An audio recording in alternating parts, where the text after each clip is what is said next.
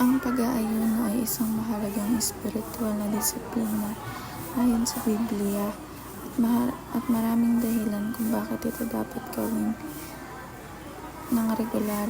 Una, ito ay isang paraan ng pagpalapit sa Diyos at pagpapakumbaba sa Kanyang harapan gaya na sinasabi sa Joel 2:12 kung saan hinihikayat tayong manumbalik sa Diyos na may buong puso sa pamamagitan ng pag-aayuno at pananalangin. Ikalawa, ginagamit din ito bilang tanda ng tunay na pagsisisi sa kasalanan at pagsuko sa sarili, kaya ng ginawa ng mga taga-Nineve sa aklat ni Jonah. Ikatlo, pag-aayuno ay ginagawa rin upang humingi ng gabay mula sa Diyos, lalo na sa mga mahalagang desisyon tulad kung saan nag-aayuno ang mga alagad habang naghihintay ng direksyon mula sa Espiritu Santo.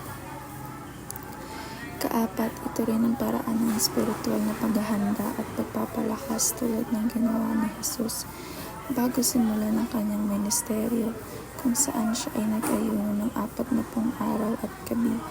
Uli, ang pag-aayuno ay nagpapalalim ng ating panalangin at nagpapakita ng masidhing pananambik sa presensya ng Diyos. Sa kabuuan, ang regular na pag-aayuno ay hindi lamang pisikal na sakripisyo, kundi isang makapangyarihang paraan upang mas mapalapit sa Diyos at mapalalim ang pananampalataya. Sa Nehemiah 1:4, ipinapakita ang reaksyon ni Nehemiah nang marinig niya ang masamang kalagayan ng mga taga-Jerusalem. Agad siyang naupo, umiyak at nanagis ng ilang araw. Sa gitna ng kanyang kalungkutan, nag-ayuno siya at nanalangin sa Diyos ng kalangitan at mga kilos na ito. Ang mga kilos na ito, Nehemiah ay nagpapakita ng kanyang malalim na malasakit para sa kanyang bayan at kanyang pananampalataya sa Diyos. Pinili niyang humarap sa Diyos sa pamamagitan ng pag-aayuno at panalangin upang humingi ng awa at tulong.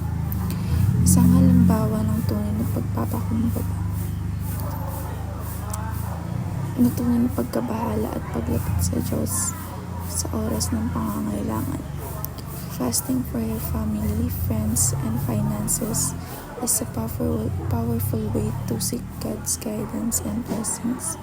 For your family, it can bring healing and protection. For friends, it's an act of love, lifting them in prayer. For finances, fasting invites God's provision and wisdom.